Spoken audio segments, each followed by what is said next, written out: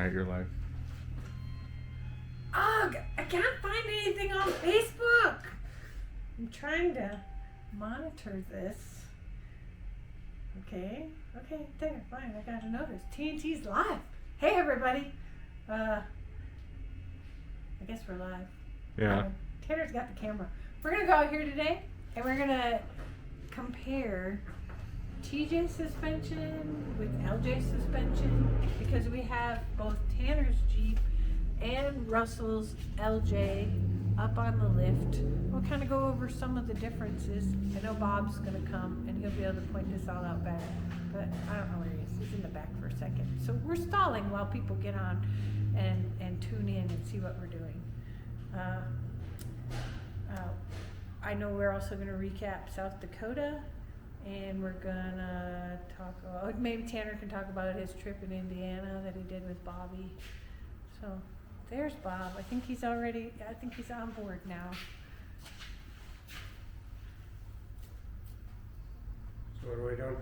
We're gonna talk about, I guess, TJ suspension versus LJ suspension. I don't know. What do you think? Compare the two Jeeps. So obviously we have the TJ 93-ish inch wheelbase stock. We have the Unlimited, which is 103-ish stock. Both have our long arm upgrades with front steering stretch. So 93.5 and 3.5 shouldn't do math in public, but that's 97. 103.5 and 3.5 is now 107, right? So this one, the TJ also has our rear stretch, another 3.5 in the rear. So we're right at that 100, 101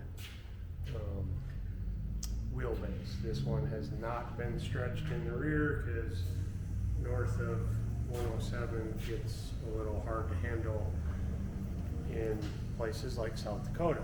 How long is it four-door JK?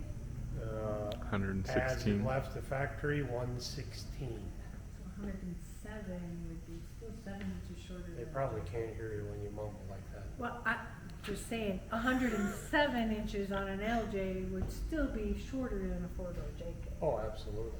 And we know about getting four-door JKs in South Dakota. Yeah, not the ideal platform for South Dakota. And Unless you're on 40s or bigger and have all the appropriate parts that can handle 40s or bigger. I want to, you're talking about stretching. Right. Tanner, want to zoom in on either yours or Russell's, how we do the front stretch? A lot of people know this, but though some might be watching that don't know that. So typically your factory steering box is here where my hand is. We pivot and rotate it and tuck it up in behind the frame.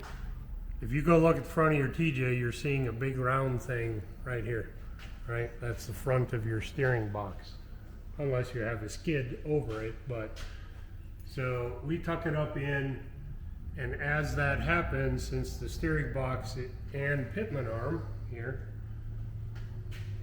are like this, as we rotate and tuck them in, the pitman arm by default comes forward in the chassis, which is what really allows us to do the front stretch.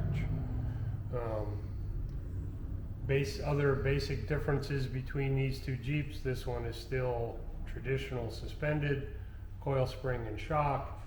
This one has our coilover conversion on the front and rear. Same, Tanner's is still coil spring and shock in the rear. What we do, the rear is a little different. Another part we make and sell, so kind of hard to see behind the tire, but when we stretch the rear suspension, there's nowhere to put a shock mount. So we've been using this outboard shock system for years. You can do multiple things with that. Most importantly is eliminate the bar pin, which is always problematic on the top of your rear shock. So even if you're not stretched, you can do the outboard shock. One word of caution, measure twice, cut once. Better yet, plan and cut once, because once you cut that mount into your frame and then next week decide you're going to stretch it, the mount's not where it needs to be and it needs to be moved. I can do that, I've done that, it is no fun. So plan your build accordingly. If you're gonna stretch, as you're building or part of a next modification or in the future, however you wanna say that, you really wanna wait on doing outboard shocks because you kinda get one shot at doing them right. So Tanner has outboard shock kit, but Russell has coilover. Right, which is a very similar bracket. It is just a bigger bracket to handle, it's a coilover, so you have springs over top of the shock. That particular setup would not fit in this smaller mount. So there again, if you're thinking coilovers could be in your distant or near or distant future, you should probably order the coilover kit, because you can put a standard shock in that, but you cannot put a coilover in this. Does that make sense? Yep, that So- was gonna be my question.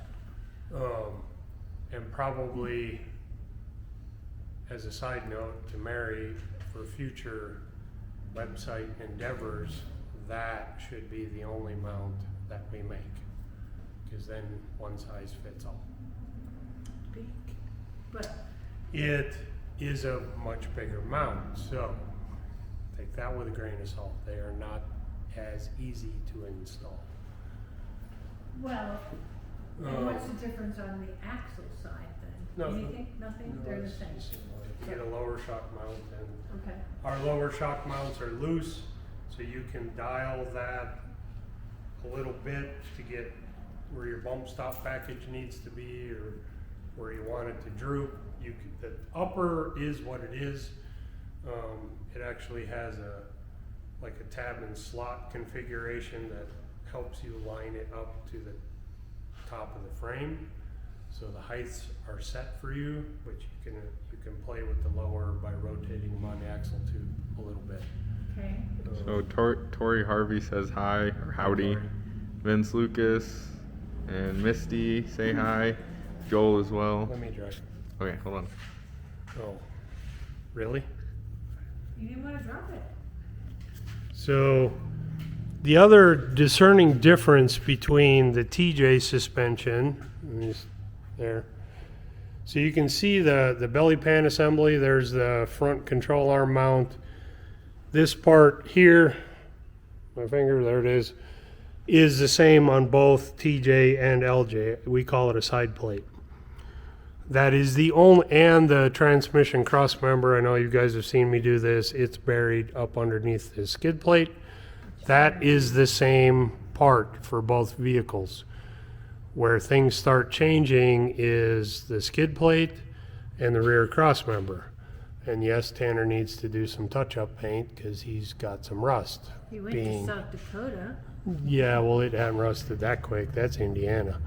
But you can see that here, you know, see if I can hold my fingers the same. We'll come over here.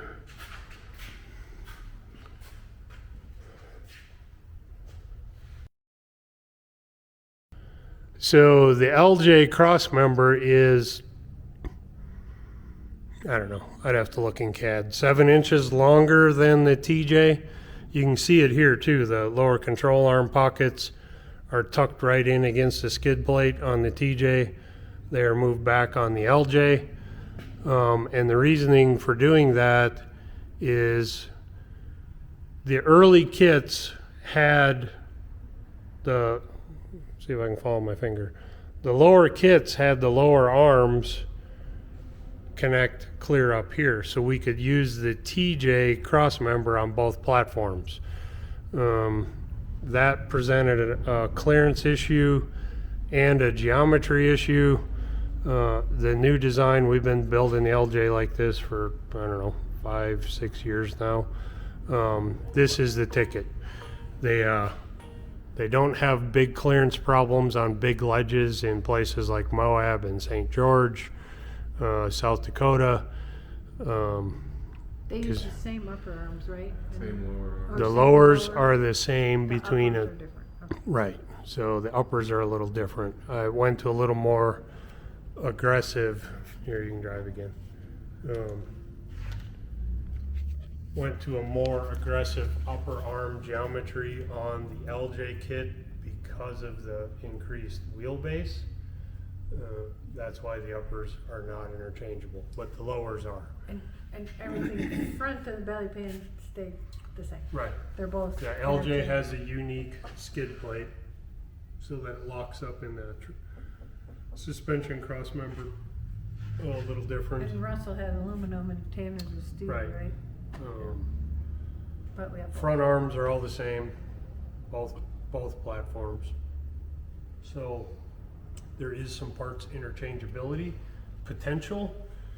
You know, if you had a built TJ and wrecked it and just found a really clean LJ you wanted to build, about 85% of your TJ parts will transfer to an LJ, and you just have to order a rear cross member and rear upper control arms and a skid plate, and you can put all of your TJ parts off your wrecked Jeep or wore out Jeep or whatever the case may be And that's gonna- onto an LJ. So now explain a little bit your TJ, because it has an LJ cross member in it. Right. So my TJ, I kind of want, I like cake and I like to eat it. So I didn't want the departure angle penalty of an LJ.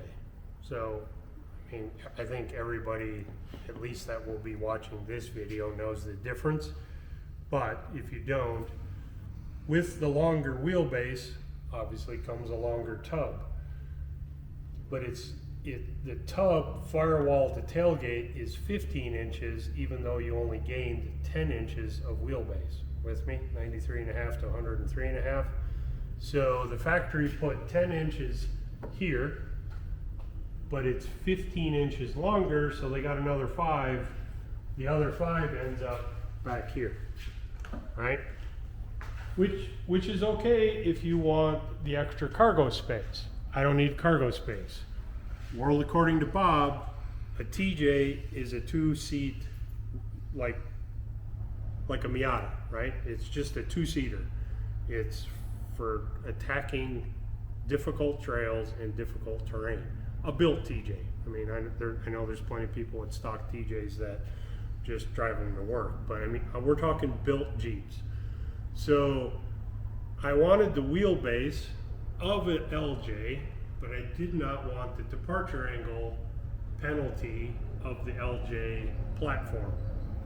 So since our parts are interchangeable, right, we mixed in the LJ cross member into a TJ suspension and then stretched a particular length arm. I gained 8 inches of wheelbase, so 8-inch stretch in the back of my TJ. With our stretch in the front and lots of manipulating and trimming and moving and getting things right where they had to be, I'm now 106-inch wheelbase, 105-inch wheelbase on a TJ. And it still looks like a Jeep. Yeah, no comp cut, no We nothing. have full corners on it. You can point this out, most people can see this. You know, there's what, 4 inches here, not quite 3.5 of body.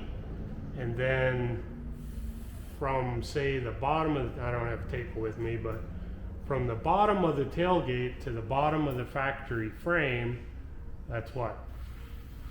4.5, another inch, 5.5, 3.5. So you got about 9 inches from here to here. So on that 8-inch stretch armor, we take the corner off at the bottom of the tailgate. Well, just below right at the tailgate opening. So we're trimming off 3 inches of body, right? But then the back half we had to back half it. So we cut the frame. There's a jig welded frame assembly that we provide, not just a pile of parts in a box like others do, and you got to try and figure out how to get it square. We have a complete frame assembly, sub-assembly, and a sheet metal jig that tells you where to cut the frame. You cut the frame, you put our whole new frame piece in, and you kind of use the body as your assembly guide. You put the body mounts back in it, this one and the one in front of the gas tank. Just put those body mounts in, bolt that piece in, get it all level and square, weld the two together. You have a back half Jeep. It's really that easy. It's a little more complicated, but it really is that easy. With all of this gone, I've gained on mine almost 8 inches of departure angle, because the frame now tucks in behind the body, so there's nothing back here. So you really gain a lot I of think your departure angle. frame, you mounted your bumper. It has a similar piece, but it's smaller, so kinda it's tucked way up in here. Is And it like also has a Russell's tube with like the- Russell's. Right, and then we Yeah. put, that's a custom touch. Yeah. We did put like a bash bar on the back of it. But, so I'm 105 inches, which is longer than a stock LJ. And I'm only 2 inches shorter-ish than a front stretched LJ. So, I know one thing I was gonna show people under here.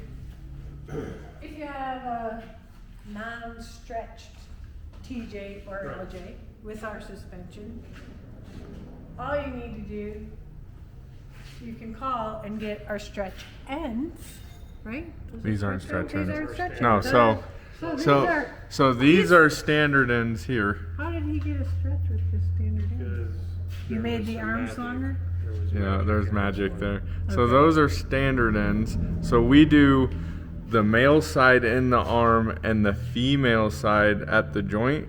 Then you go over to my Jeep,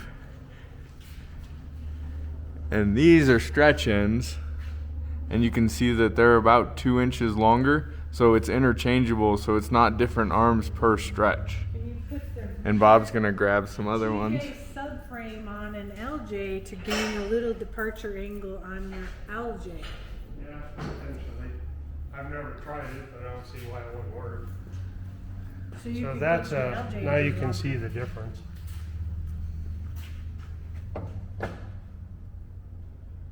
So this in my right hand is the standard end, and that is the stretched end. So that'll, whatever that is, 2 inches or 1.75 inches of length. But you can see at this Jeep's right at 3.5 inches. Another key to ours, and I don't know if I have one of them over here, but is our male is, that's actually 4 inches, Tony. So, you know, not 6. So we have 4.25 inches of male thread, and machinist handbook says 1.5 times the diameter. So this is 1 3/8. Shouldn't do that math in public, but I'll try. 1 3/8, and half of that is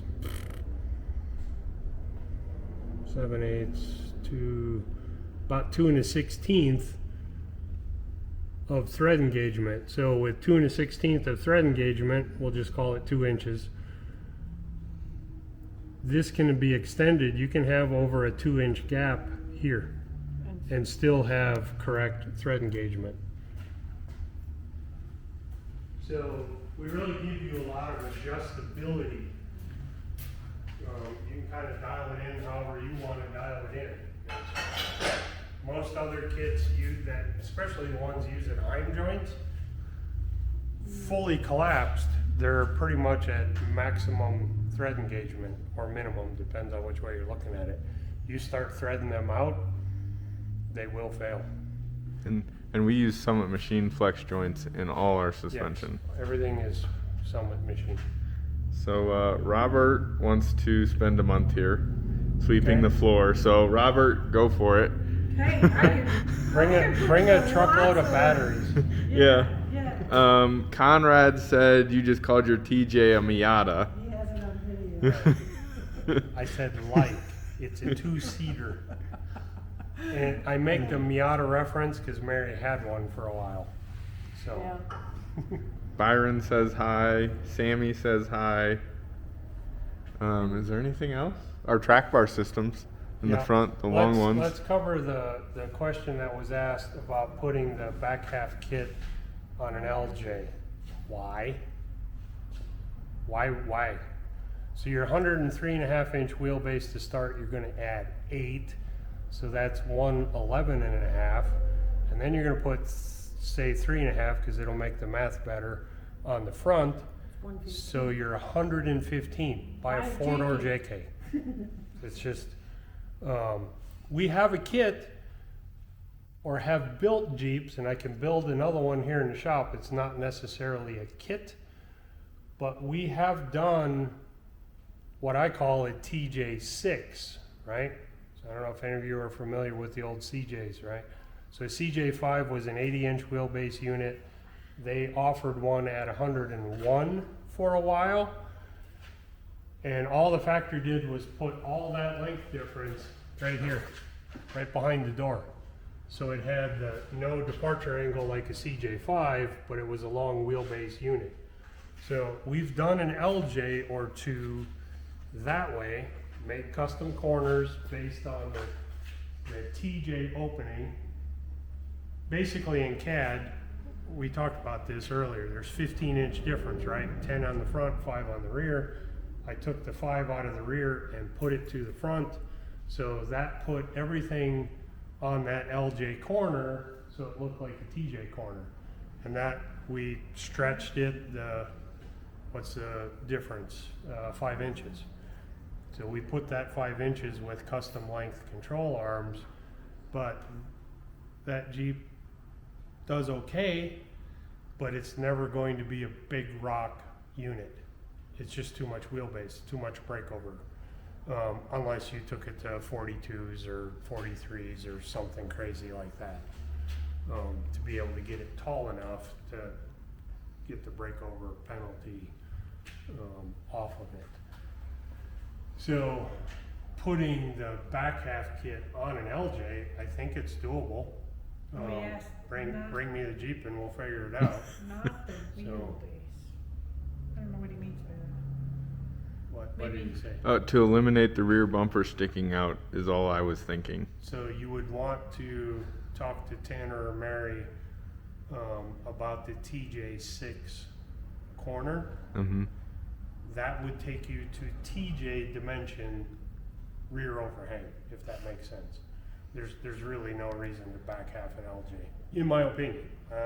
I mean, if all you ever played at was the old Las Cruces, not where Chili Challenge is now, but the old one where you have Pitsquaro's Revenge and Habanero Falls and Straight up and down. It's been a long time since I've been down there, but those, I mean, they're 15-foot waterfalls. I mean, just 15 straight up. Yes, those guys build Jeeps at 120-inch wheelbase.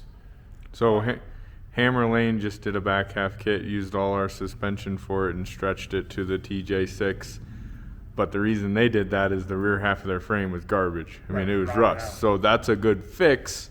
Potentially. Potentially. Depends on Where you want your Jeep to go in the end and where your game. rot is. Typically, since we're on that subject, rot happens in the TJ and LJ here.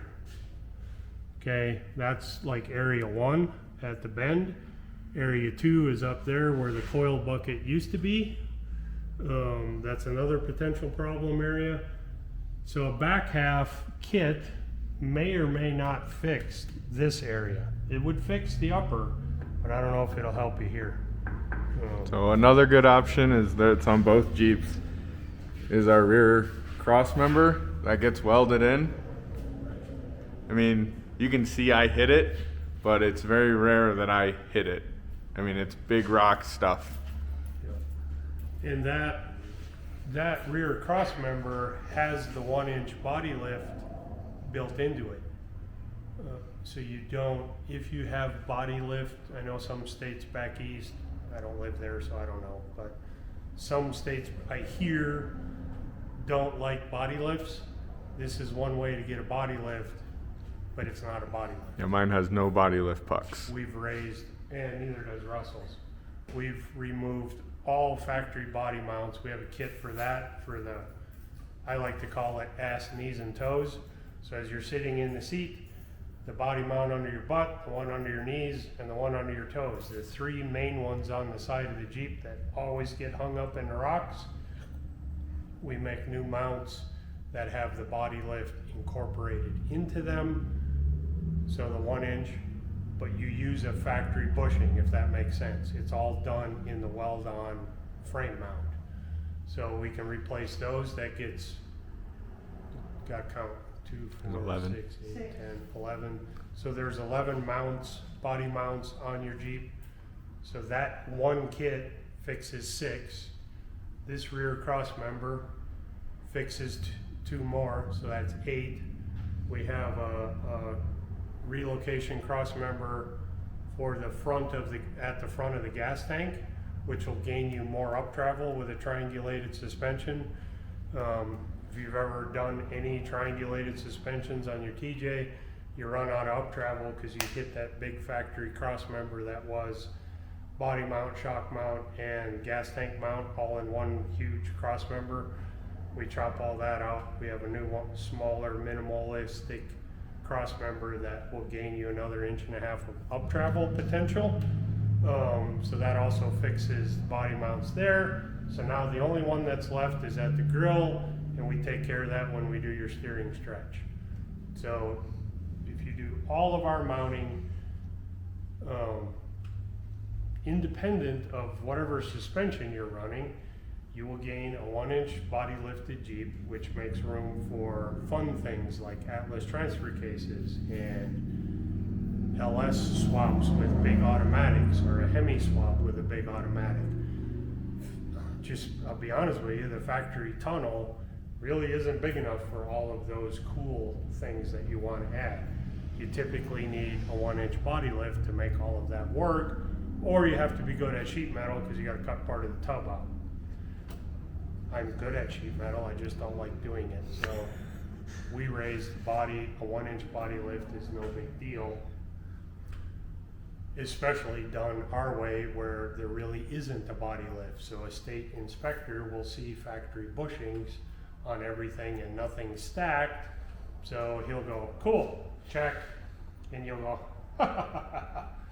So, you know, that's a kit we make. Or pieces. It's not necessarily a kit, but you can get all the pieces to put a lift into all the body mounts. One other thing to point out, this is a very popular item of ours. Yep. So we have the TJ tire carrier. And mine's modified right now because I've been doing big stuff, so I took the tire off. Right. It's rated for 37. We have people running 40s on them. The biggest problem with running a 40, it's diameter. So what grows that way grows this way, and the bottom of the 40-inch tire starts getting down here in no man's land. So, you know, adventure, overland, hunting, camping, fishing, whatever non-rock crawling environment, put a 40 on it. If you're gonna go play in the big rocks, leave the spare at camp. Because it's just, it hangs too low, and you're just going to get on the tire, which mangles anything. Right, and that brings up, where was this Jeep a few days ago? Oh, Yeah. South Dakota. Yeah, Yeah. this Yeah. one went to South Dakota with us. I tried to take Russell's, but he told me no. So he wanted to be the first one to put real scratches in it. Yeah, he's been all over. And you the guys place. saw real scratches under mine. Right. That's Calamity and Flat Nasty You know, and Cheerios and Nothing against, we use Tony's Generites tanks a bunch, but just same as me, you can only build parts to handle so much. I mean, there's the little dent here, But when you're dropping it on a rock, it's gonna happen. We use our Jeeps is the point I was trying to make there. Yeah. So, you know, Russell uses his a little differently. He picked it up in October, I think. Yeah, I think it was October, whatever, maybe November. Russell likes to go fast. He brought it back for some maintenance and a few little tweaks that he wanted, and it shows a shade over 20,000 miles on the clock since he left in October. He drove it here from California. He drives it everywhere. Yeah. It runs 70 miles an hour down the interstate all day long. It'll run faster, but the 4-liter doesn't like it. So, you know, our Jeeps drive, they wheel, they get scratched, they get beat up. But maintenance is the key. We put him on the lift. That's why his Tanner's is on the lift. He's leaving tomorrow to go to Windrock to do an event with the Carnage crew and a few others from the East Coast. So we're just going to kind of give it a quickie once over, put a wrench on nuts and bolts, check bushings, check flex joints, you know, just check things. You can't build a machine to this level and just put gas in it and drive it. It requires maintenance. And this is all something we offer Yep. as a package. Yep. We can maintain just about anybody's. I mean, I've had them all parts, no big deal. So anything you need before you have a big trip, stop in and see us, get on the schedule.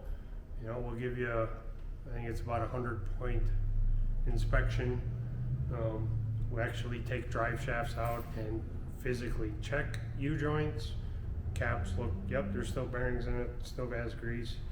You know, we'll pull covers, look at ring and pinions, make sure you ain't got any hairline cracks that are they're getting you around town just fine, but as soon as you load them up in the rocks, ring and pinion blows up. You know, we give you a thorough inspection.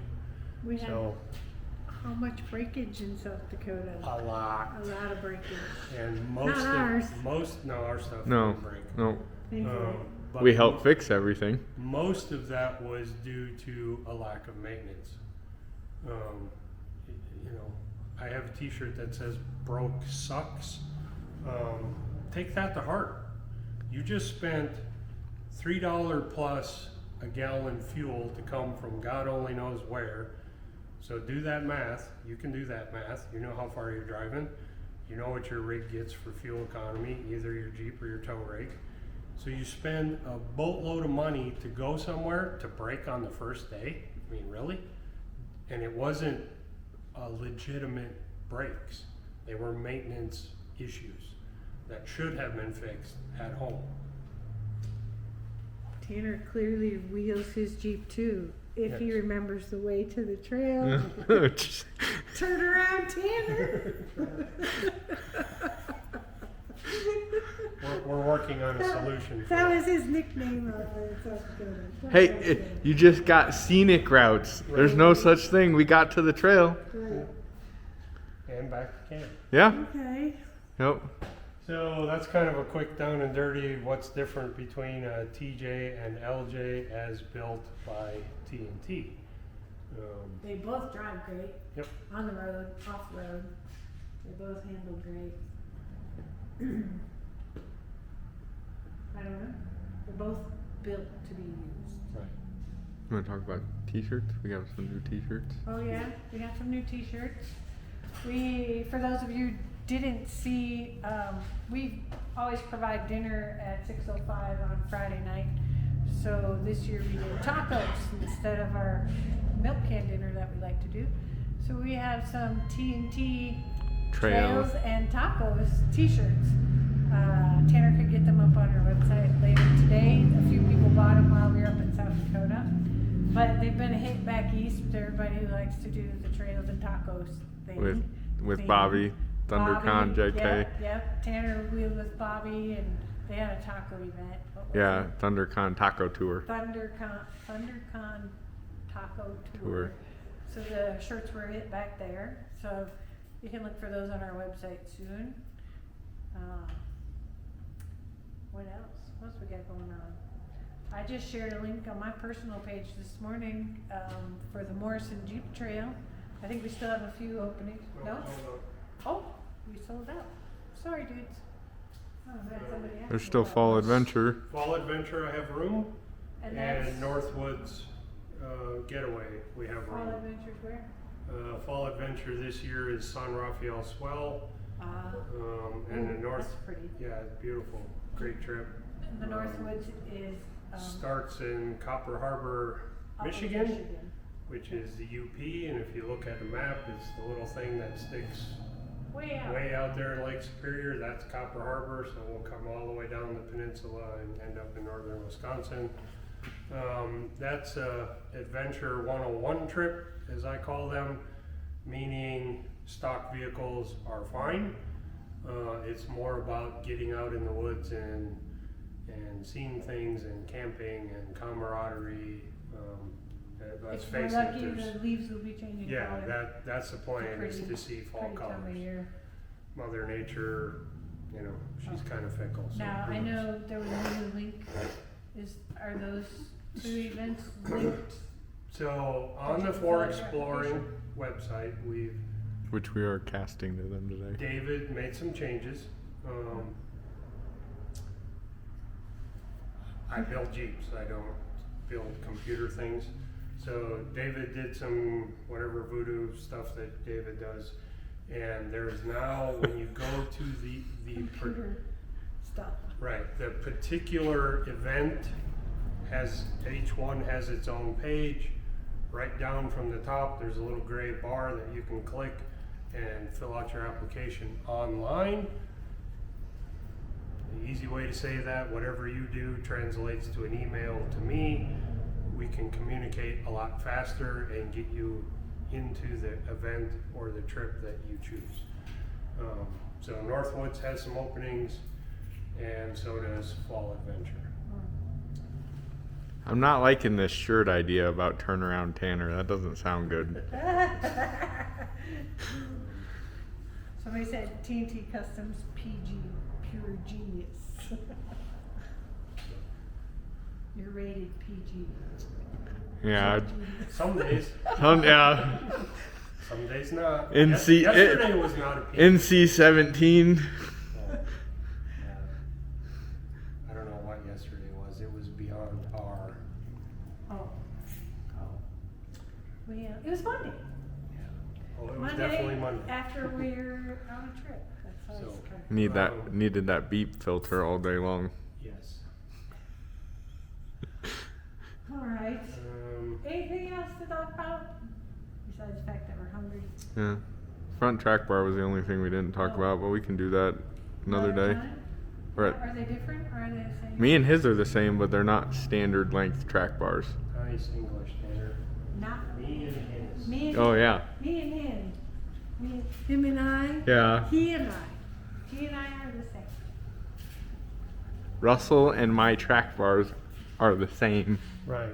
So we basically start life with our off-the-shelf track bar and bracket. Is a weld-on bracket, gets rid of the hook, goes to a horizontally mounted flex joint. This end has a semi-custom long mail. So your factory track upper control arm, right? People can see that, they know what that is. Coil spring is normally in this neighborhood, and your track bar is down under here, right?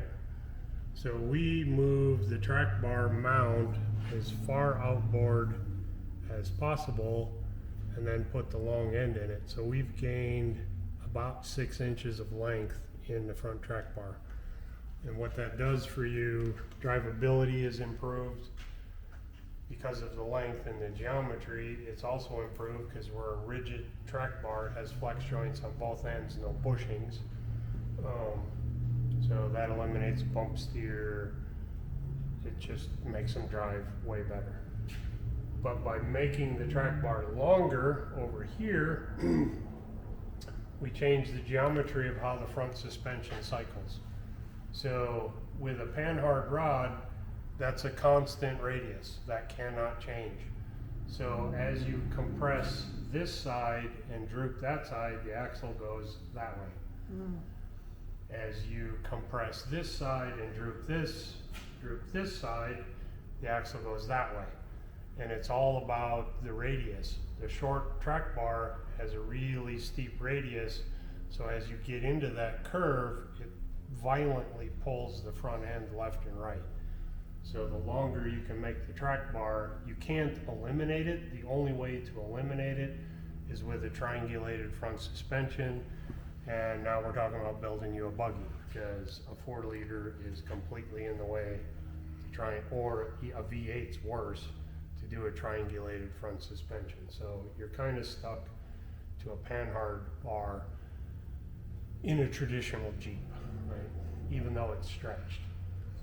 So the longer you can make that track bar, the less side-to-side swing you get as the suspension articulates. There you have that. Okay. That is a semi-custom bracket. It can be built At our shop. At our shop. So So is that over the knuckle? Or yeah, it's kind of close a to- hybrid between over the knuckle, because both these Jeeps have a JK axle swap, and the JK drag link steering position is not as high as, say, True high steer. yeah, like a Dana 60 knuckle, where you can mill the top and put or the old school Dana 44s, where you can mill the top and put a high steer arm on them. That's why there's multiple holes in it, so you can kind of get that dialed into your drag Right. link. And then I see you just welded the tab across for the Yep. sway bar. Yeah, there is custom fab in any kind of a swap. We can't provide you every last little bit and piece. You do have to kind of think for yourself, or be able to think for yourself, or the shop you're at has to be able to think for themselves. Sway bar mounting, that's an afterthought. We get suspension in, get steering dialed, You need to and paint under there, Tanner. and the sway bar kind of ends up where it ends up. So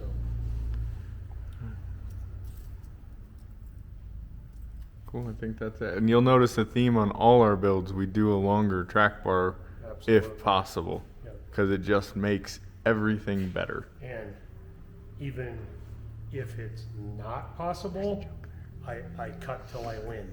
And yeah, longer track bar is the key. So it really we've talked about this before, but it really becomes apparent on the rear of a JK. That long track bar on the back of a JK makes them drive so much better and wheel better. Case in point, we had a 2-door JK with a Dana 80 in it, and every time he flexed, let me get it in my head, every time he stuffed passenger rear, was the drive shaft yoke crushing the tan one. Oh, Robert. Crushing I interrupted my train of thought. This gas tank skid plate, because he still had a factory length rear track bar, even though he had a fully custom hand-built suspension in it. So it pulls that rear end so hard around that short track bar, it just drives the pinion right into the side of the gas tank. Put the long track bar in it, all that goes away. So Robert, that's a shout out, because we were talking Yeah. track bars anyways while we were up there. Right. It will be difficult, but it is doable the way he has his coilover set up and the way his air bumps are Frenched into the frame. But there is a path. You're just gonna have to play with it and find it. But there is a path there. I mean, the other one was another guy ripped off his entire track bar mount from the axle. Which is fairly common on JKs. The factory bracket sucked. Sorry, Jeep. It sucked from the factory. It was light gauge metal, poorly welded, and then you stack geometry correction mount on top of that. You just increase the leverage on a stock part that is failure prone. So they busted that off, so that had to get fixed. You know,